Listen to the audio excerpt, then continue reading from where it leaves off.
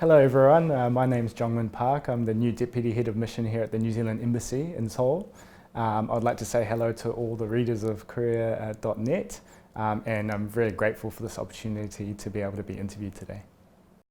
One of the things that we can compare is the lack of lockdown. So Korea has never had a national lockdown. New Zealand had a lockdown period where we had a number of confirmed cases, and as a result had a lockdown where people could not leave their residence unless it was for very essential purposes, either to buy food and essential supplies or go to the hospital for healthcare. Korea has used similar methods such as social distancing, so we use the same, mask wearing, but managed to continue businesses, have more freedoms in where people can move. But whilst the methods used were different, you can see that the management has worked in some respects. And a lot of that comes down to the population and how much faith they have in the systems that are being implemented. Yes, you can have all the best systems in the world, but if the people don't follow the rules that the government have set, it's not going to work. So I think it's testament to both people that the responses have been so successful. Yes, so although we're limited somewhat by COVID, we have a Commonwealth ceremony that's being held on the 23rd of April down at the Kapyong Memorial Site, where we're joining with our Commonwealth brothers and sisters to mark, and our Korean hosts as well, to mark the 70th anniversary. Following that ceremony, we'll each go to our own national sites and have our own small commemorations there. There were plans to have a bigger, and of course a big part of any commemoration is having the veterans here. Yeah. And while the Korean side is able, because of COVID restrictions, we haven't been able to have our veterans come over, which is the same for our Commonwealth countries, which is a shame because, as you know, these veterans are quite old now and they're very committed and they're always willing to come over.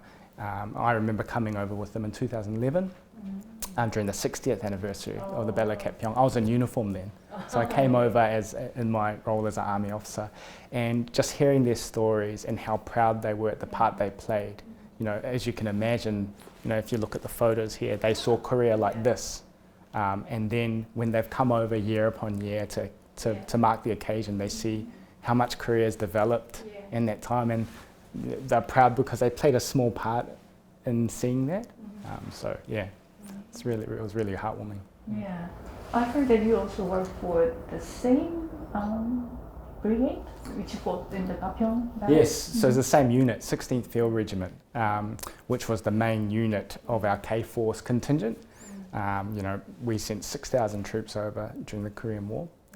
And lost 45, but 16th Field Regiment artillery made a big proportion of that, and because of our efforts in the Battle of Kapyong and the courage and heroism shown, we received a Korean presidential citation for our role in the Battle of Kapyong. So when you're in that unit, as I was, you wear the Korean presidential citation with pride.